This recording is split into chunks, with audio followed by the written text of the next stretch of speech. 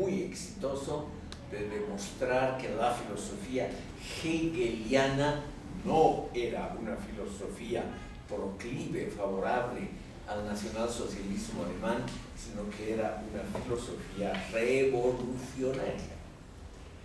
En 1955 publicó Eros y civilización, estructura de los instintos y sociedad, que es un aporte filosófico en torno al psicoanálisis de Sigmund Freud. Esta obra es probablemente la más conocida de Marcuse porque abrió también, en parte por lo menos, podríamos decir, en el ámbito académico, abrió el interés de la gente joven por el psicoanálisis y por problemas, por ejemplo, relaciones amorosas que pueden ser estudiadas analíticamente. En 1958 publicó El marxismo soviético. Es la única obra de toda la escuela de Frankfurt hasta el día de hoy que se ocupa con los países de la órbita soviética. En ese momento, 1958, la Unión Soviética estaba en el apogeo de su poder y Marcuse escribió un libro muy interesante demostrando que el marxismo soviético oficial no tenía nada que ver con el marxismo original de Marx.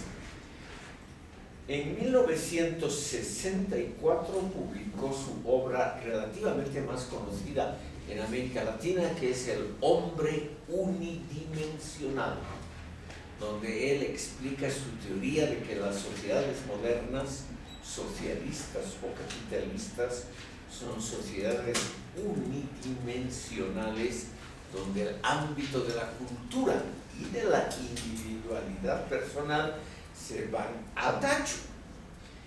En 1977 publicó La permanencia del arte. Les decía que es Marcuse una de las grandes figuras de la estética. Vamos a ver también esta obra, estimado público, porque es un contrapunto muy interesante a lo que normalmente se cree que es una estética revolucionaria. Van a ver ustedes, me adelanto, que es una estética clásica la que propone Marcuse. Él se ha hecho famoso mundialmente por su participación entre 1967 y 69 en la revuelta estudiantil en Francia y en Alemania. Tuvo una actividad mediática enorme en favor de los estudiantes radicales y de los movimientos izquierdistas en todo el mundo. Y posteriormente, ya jubilado, volvió prácticamente a Europa y murió cerca de Frankfurt en 1979. Permítanme, estimado público, unas palabras generales sobre la teoría marcusiana, porque se diferencian algo del grupo nuclear de la Escuela de Frankfurt, que es Adorno y Horkheimer. En primer lugar, lo que llama la atención de todas las obras de Marcuse es el carácter académico de las mismas en el sentido tradicional de historia de las ideas. O sea, lo que él hace con sus libros, empezando por Razón y Revolución de 1941, es primero, como buen académico, tracear una historia del pensamiento que él quiere exponer. Y este intento de retrasear, o sea, de buscar los orígenes del pensamiento, puede ir hasta muy, muy atrás. En la obra sobre Hegel de 1941, él muestra algunas cosas que yo quiero explicitar a ustedes, porque ahí se muestra, creo yo, una de las pocas posibilidades de salvar a la filosofía hegeliana y a la marxista para nuestros días, o sea, para nuestra época. Lo que hace Marcuse en líneas generales es mostrar que Hegel y posteriormente Marx han hecho sobre todo un gran aporte metodológico. O sea que el aporte de ambos está sobre todo en el campo estrictamente teórico-filosófico y no tanto en el campo político-institucional. Él trata de mostrar que lo que han podido decir Hegel y Marx con respecto, por ejemplo, Hegel al Estado prusiano o Marx con respecto a la Primera Internacional de los Trabajadores y Obreros, que eso no tiene una gran importancia para el desarrollo de la teoría dialéctica. Él es el que ha inventado la conjunción de palabras método crítico-dialéctico, crítico-dialéctico, donde él ha hecho una separación muy clara. En eso hemos visto ahí un gran antecedente que es Georg Lukács. Él ha hecho, Marcuse, una clara diferencia entre el método estrictamente filosófico por un lado y los resultados ocasionales a los que uno puede llegar, que pueden estar equivocados. En cambio, el método mismo siempre es válido. Aquí hay una gran influencia de Georg Lukács y del primer marxismo crítico de Europa occidental. En este intento por definir, clarificar lo que es el método dialéctico crítico, Marcuse sigue en líneas generales la tendencia muy usual en Alemania de separar estrictamente las ciencias sociales de las naturales.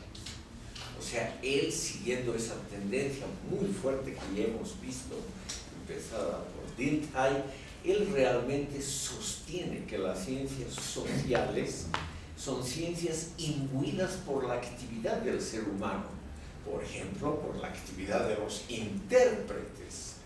Aquí en las ciencias sociales no estamos en un laboratorio donde con distancia y objetividad podemos estudiar un fenómeno, porque el propio investigador es parte del problema.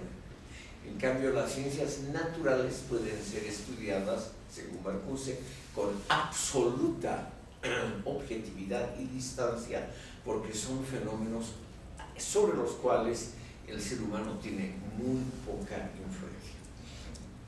Entonces, estimado público, lo que trata de mostrarnos el gran Herbert Marcuse, que además era el más simpático y el más tratado de todos los filósofos frankfurtianos hasta el día de hoy, es que la dialéctica puede ser definida como la conciencia consecuente de la no identidad.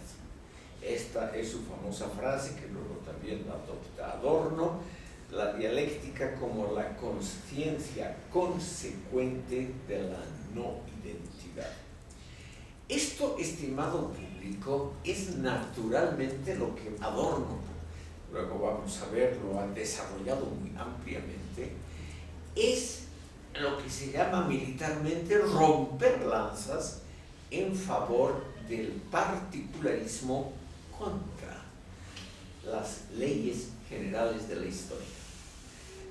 Marx había establecido algunas leyes generales de la historia, y Engels, posteriormente Lenin y Stalin, habían codificado en forma ya definitiva esas leyes del desarrollo histórico. Marcuse, partiendo de un marxismo según él crítico, él pone en duda la existencia de esas leyes de la historia y cree que lo más importante es la voluntad colectiva expresada, por ejemplo, en un rapto revolucionario o en una acción de masas. Por eso él había tomado parte en la revolución de 1918 en Alemania, y él creyó que las masas naturalmente influidas por los intelectuales, podían dar a un desarrollo histórico un cariz propio que no estaba predeterminado por las leyes históricas. Entonces, es por eso que él, en 1918, ya teniendo a los 22 años esta convicción de que las leyes históricas son un invento que perjudica al marxismo, él creyó, estimado público, que lo que se necesita es una revolución espontánea de los individuos y no una revolución generada y dirigida por los aparatos partidarios. Aquí vemos un espíritu, yo diría, libertario, anarquista desde muy, muy joven, que luego es revestido con un impresionante aparato crítico que lo vamos a ver en esta sesión. Entonces, ¿qué es el aditamento crítico que él pone muchas veces a la dialéctica? El elemento crítico, según Marcuse, es sobre todo la autorreflexión permanente del que quiere establecer intelectualmente un texto. O sea, aquel que piensa, aquel que escribe, aquel que diserta, tiene que tener siempre una opinión autocrítica, o sea, la conciencia de que puede estar equivocado. Cuando yo les digo siempre, pudiendo equivocarme fácilmente o algo así, que algunos de ustedes se hacen la burla, yo he tomado esto de Herbert Marcuse porque me ha parecido una frase, en lugar, que suena muy bien, ¿no es cierto? El docente, en un acto de humildad, dice que puede equivocarse, etcétera, etcétera, y al mismo tiempo es el intento de abrazar ideas ajenas y convocar a los otros también a dar su aporte. Entonces no hay duda que es una actitud muy favorable a las demandas y a los propios intereses del público. Esta autorreflexión, naturalmente, es permanente. Es permanente porque los seres humanos no conocemos bien nuestros propios intereses. Eso lo vamos a ver al estudiar Eros y Civilización, donde Marcuse, con un despliegue enorme de datos sobre psicología teórica y psicología aplicada, nos demuestra que nosotros, estimado público, y me encanta decirlo, no conocemos bien lo que queremos. Y generalmente no queremos bien lo que debíamos querer. Y no debemos teóricamente lo que históricamente sería lo razonable. O sea, el ser humano es el ser que se equivoca premeditadamente. No tenemos una directriz como los animales, que es el instinto, solamente tenemos un intelecto que, según Marcuse, ha demostrado ser endeble, débil, altamente influenciable por las corrientes de moda, por la atmósfera en la familia, por la mentalidad colectiva, etcétera, etcétera, por los prejuicios colectivos, por todo ello. Entonces, como nosotros nos podemos equivocar extraordinariamente, tenemos que contar con el apoyo crítico del otro. Siempre nuestras ideas tienen que estar corregidas críticamente por aquellos que nos oyen o que nos sufren. Por eso es que yo les pido a ustedes siempre que me interrumpan, cosa que no siempre logro.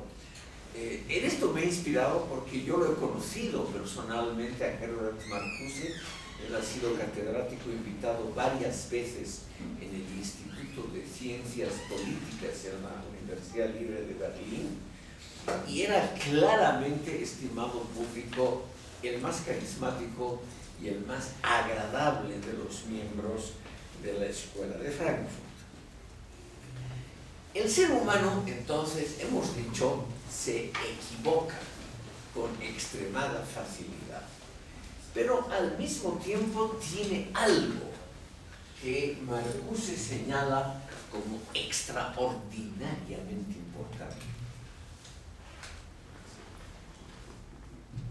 Vamos a ver que esta idea ha sido posteriormente retomada y explicitada por Adorno, que además eran amigos personales íntimos, hasta que Adorno, que era un intrigante, consiguió alejar a Marcuse de Horkheimer.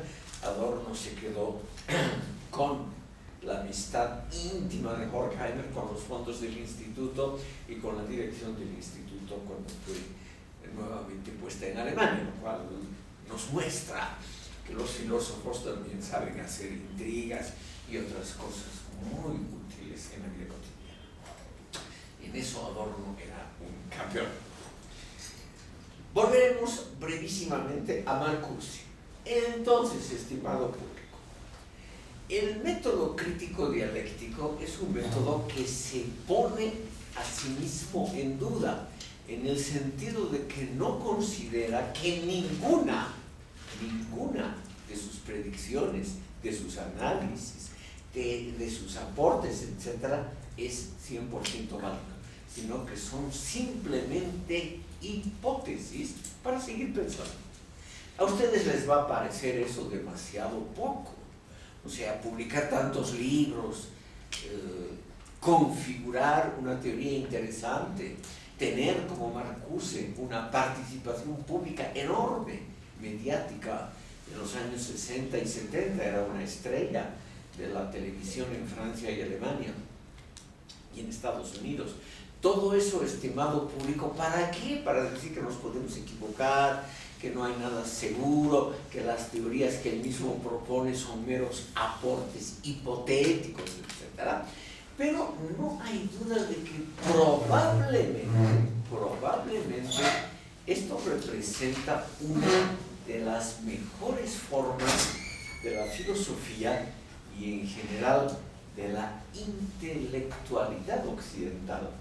O sea, esta tendencia a no creer que hay tradiciones sagradas, saberes ancestrales a los que hay que volver y hay que fortalecer y consolidar, nada de eso, sino socráticamente solamente uno está dirigido por la duda permanente, por el cuestionamiento perenne. Tenemos entonces aquí a un pensador que está en la mejor tradición socrática y que nos muestra los resultados a que puede llegar hoy, mejor dicho, a mediados del siglo XX, a lo que pudo llegar una teoría crítico-dialéctica, como él llamaba, aplicada a casos concretos. Quiero mencionarles en una palabra, estimado público, la intención primordial de Marcuse. Hemos hablado muy brevemente de los estudios literarios de él, y él mismo ha declarado muchas veces que la intención primordial de su filosofía sería el integrar un impulso romántico, un impulso sentimental, estético, claramente erótico, pero no antirracionalista, con la teoría social. O sea, estimado público, estamos ante un pensador, eso es típico de la Escuela de Frankfurt, que trata de integrar cosas que han sido generadas en otras teorías, en otros pensadores, como por ejemplo la tendencia romántica en la literatura y en el arte. Ese impulso romántico a mejorar el mundo, ese impulso que cree, estimado público, que uno tiene derecho a vivir mejor y más plenamente, que es la base del hombre unidimensional. Pero él mismo dice, este impulso, son palabras de Marcuse, sentimental, estético y claramente erótico, ese impulso no es antirracional, sino que se conjuga, según Marcuse, muy bien con la mejor filosofía racionalista de Occidente, o sea, con la hegeliana y la marxista. se conjuga sobre todo con la tendencia a reconfigurar racionalmente la historia, que era el gran cometido de Hegel y sobre todo de Marx. Es decir, según la frase hegeliana, el mundo debe edificarse según los dictados de la razón, que es también lo que trató de hacer la Revolución Francesa. Podemos entonces provisionalmente calificar a Marcuse como un pensador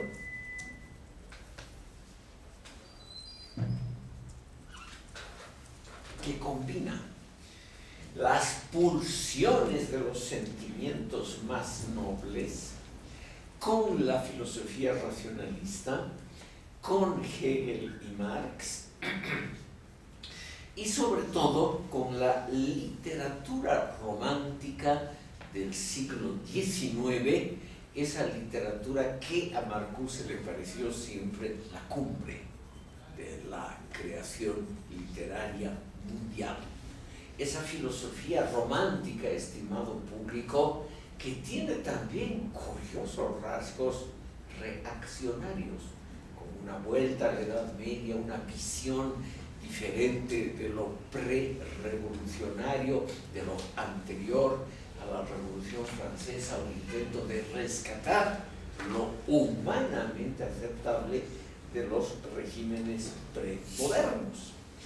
Tenemos entonces aquí a alguien que trata, yo he tomado de él la frase, el título de uno de mis libros, que se llama Lo rescatable del orden premoderno. Esa idea la he tomado de Marcuse, porque él nos muestra que la historia no es tan lineal como la creyeron Hegel y sobre todo Marx, sino que cada época histórica, incluyendo en primer lugar la vilipendiada Edad Media, que cada época puede tener elementos rescatables, puede tener ordenamientos sociales que no son del todo despreciables, y toda época puede tener naturalmente una producción artística y literaria de primera calidad, aunque sean épocas dominadas por clases explotadoras o todo lo que dice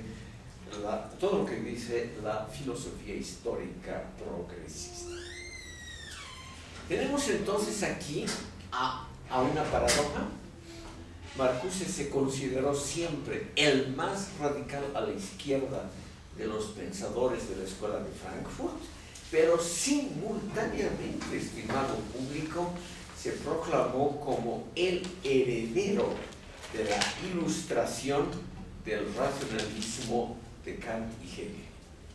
Entonces, yo creo que esto es en el fondo el núcleo de la Escuela de Frankfurt, el intento de revitalizar a los clásicos, sobre todo a Kant y a Hegel, reinterpretarlos, estimado público, de una manera humanista y mostrar que estos pensadores no eran extraños al impulso romántico que Hegel y demás combatieron a comienzos del siglo XIX.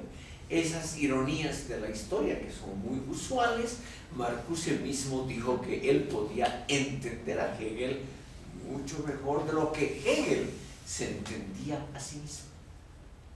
Esta es una hazaña teórica muy notable, estimado público, porque aquí hay alguien que dice, que escribe un libro, Razón y Revolución, su primer gran libro, donde dice claramente: yo entiendo a Hegel, yo comprendo la intención profunda de Hegel mejor de lo que él ha entendido, y por lo tanto mi visión del núcleo hegeliano, del núcleo racionalista, progresista de la filosofía hegeliana, ese núcleo lo he trabajado yo mejor que el propio Hegel, y por lo tanto yo soy de alguna manera el heredero de la filosofía progresista hegeliana. A ustedes les puede parecer una discusión bizantina sin ninguna conexión con el mundo actual, pero cuando el libro apareció, Razón y Revolución, en 1941, Hitler estaba en el absoluto apogeo de su poder. Y en ese apogeo, al cual colaboraron muy ilustres representantes de la intelectualidad alemana, menciono solamente la figura más conocida, que es Martin Heidegger. En ese apogeo, estimado público, dos grandes pensadores, Hegel y Nietzsche, fueron considerados como antecesores de la filosofía fascista. Y el partido nazi, el Partido Nacional Socialista en el poder, y sus muchos adherentes intelectuales, etc.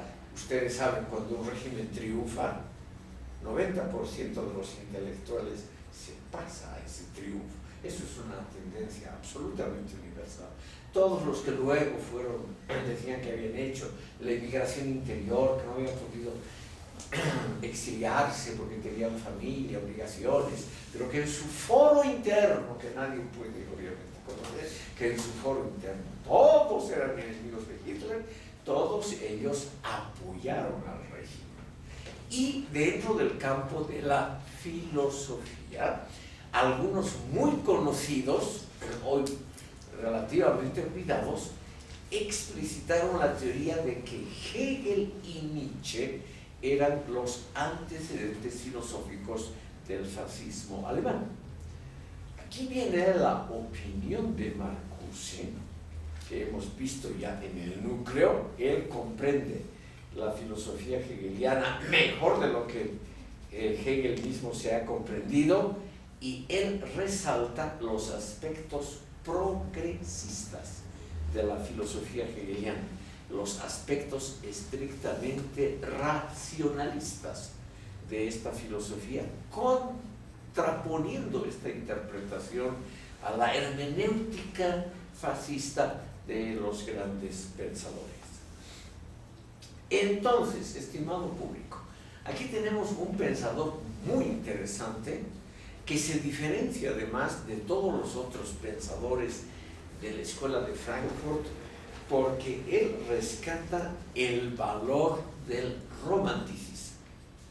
Antes de entrar a ver Razón y Revolución, que tiene el subtítulo Hegel y el surgimiento de la teoría de la sociedad, permítanme ustedes una palabra más sobre el romanticismo alemán del siglo XIX para comprender por qué Marcuse le tuvo este extraordinario aprecio. Hay que reconocer, estimado público, que los grandes poetas, pensadores y pintores del romanticismo no eran propagandistas derechistas o gente de bajo nivel de ninguna manera, sino que eran pensadores profundos como Fichte, Schelling, Schopenhauer y muchos otros que merecen ser estudiados por el valor intrínseco de su filosofía. Y también merece ser estudiado, en el caso de Marcuse, sobre todo la gran literatura ligada al romanticismo en las primeras décadas del siglo XIX. Solamente quiero anotarles un nombre, es el capo, el dirigente, podríamos llamar, de la escuela romántica en Francia y el más ilustre representante. Perdón.